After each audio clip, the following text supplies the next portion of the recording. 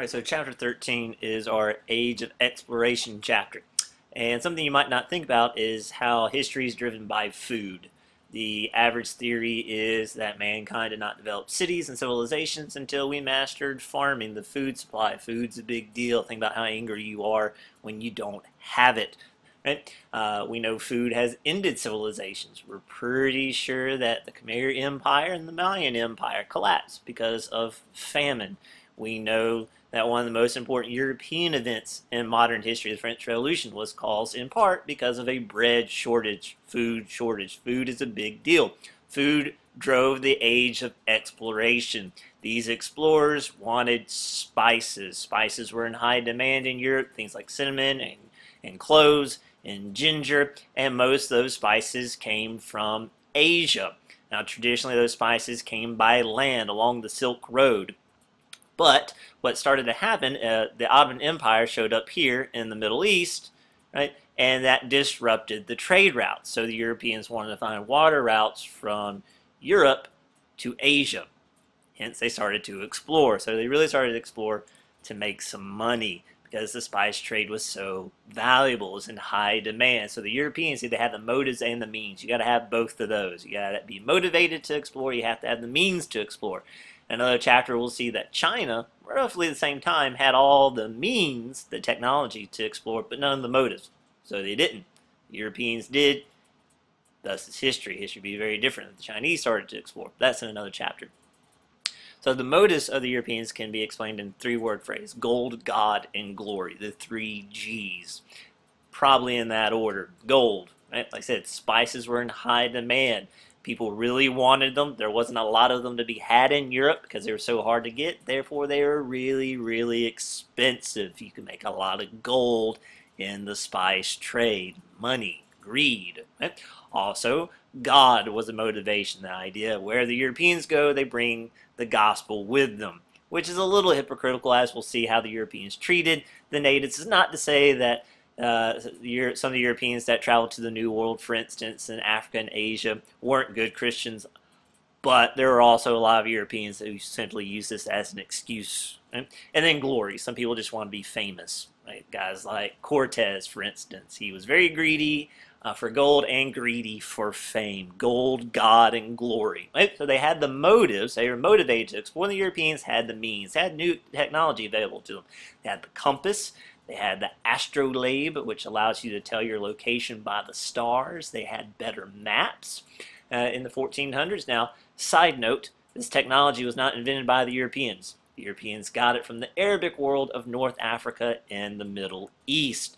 Sometimes world history has a tendency to be Eurocentric, and people of European descent think they did everything. It's not true at all. Like I said, we've got the astrolabe from the Arabic world. A lot of the maps those early explorers were using came from the Arabic world. The Arabic world even gave us things like algebra, for instance, and modern medicine. So we borrowed a lot. Anyway, so we had the new technology. We had the compass, we had the astrolabes, we had better maps, we had better ships, we had better sails, and we were motivated to explore. We wanted to make that money. We wanted to spread the gospel. Some of us did. And we wanted glory. So in come the Portuguese. No one thinks of Portugal as a modern day world power, but back in the day, they were, because they got the ball rolling on the whole age of exploration thing. Remember, we want spices from Asia. We're in Europe, we want spices from Asia. The land route's all messed up because of the Ottoman Empire, so water route. The Portuguese had heard from Arabic traders that you could sell around Africa to get to Asia. So that's what they're going to try to do. In comes a guy named Bartholomew Diaz, right? And he set sail from Portugal in 1487. You can see his route on the screen. Now notice how close they stayed to the coast, because they didn't really know what they were going to see. So you always wanted to keep land as close as possible, just in case something really bad happens. You can see he made it all the way to the tip of Africa, Cape Good Hope, when his crew made him turn around and go back home. They had been at it for a long time, longer than he wanted to be, so he had to go back home without reaching Asia. Good news is, he figured out, hey, you can go around Africa.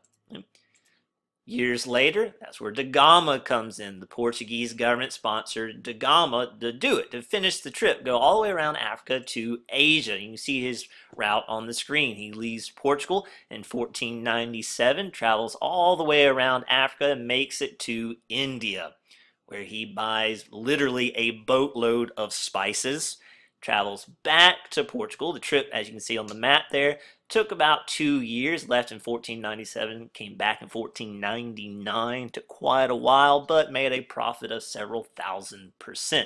So it was worth it. So Portugal starts to make money hand over fist through the spice trade. Eventually, the Portuguese even began to take over parts of Southeast Asia, the islands of Southeast Asia, particularly islands right here, because they were called the Spice Islands. Remember, that's what it's all about. You want the spices to make the money. Okay? So not only the Portuguese exploring, now they're starting to conquer so they can control the spice trade themselves.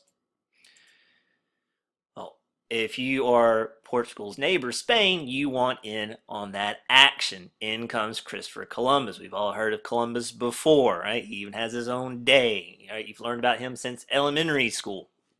Interestingly enough, some historians now question where he was from. Some say he was Italian, some say he was Spanish, some say he even maybe was of Jewish ancestry.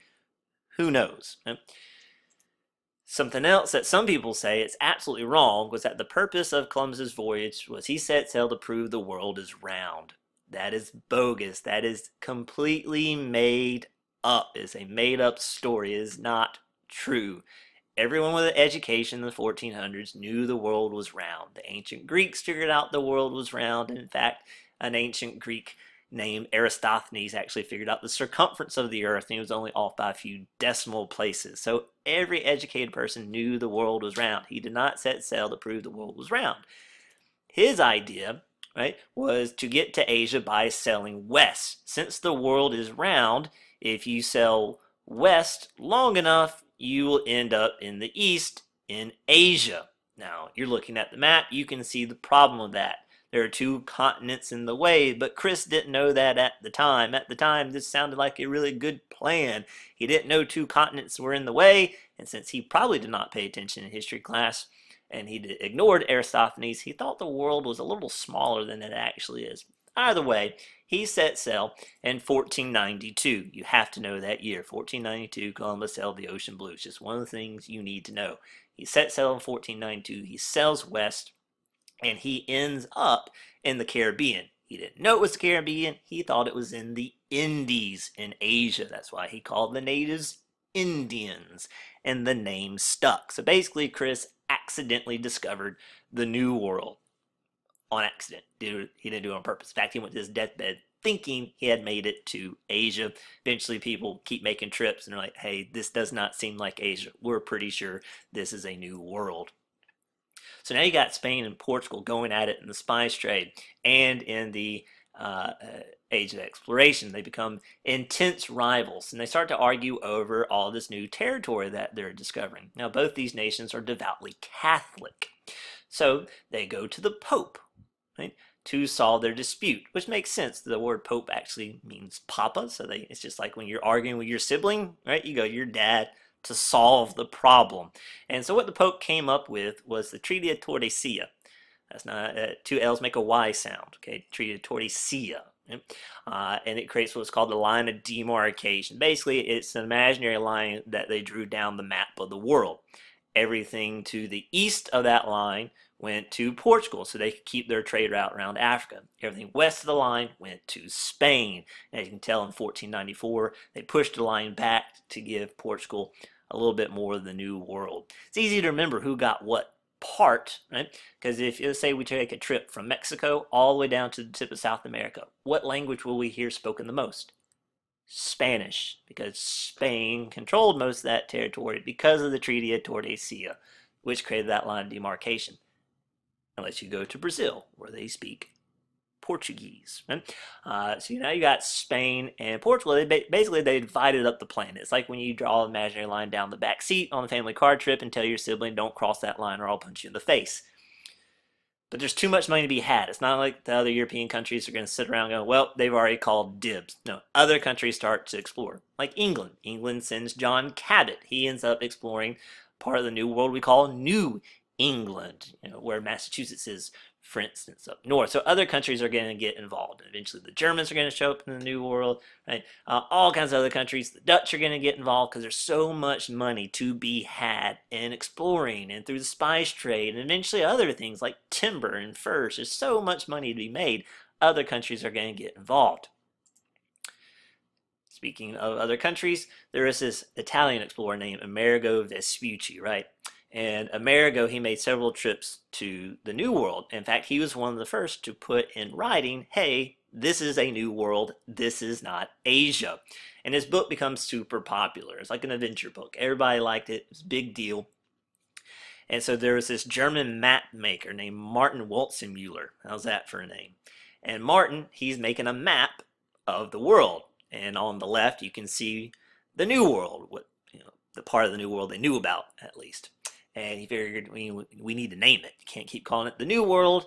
He had read Amerigo Vespucci's book, claiming, hey, this is a new world, not Asia. And in honor of him, he named it North and South America. That's why it's not called North and South Columbia or Columbus Land or something like that. It was named after this guy named Amerigo who wrote a book, said, hey, this is a new world. This is not Asia. So what I want you to do here is pause the video for a second, and between what you just heard and your reading, see if you can fill in the blanks off the top of your head. All right, so let's see how you did.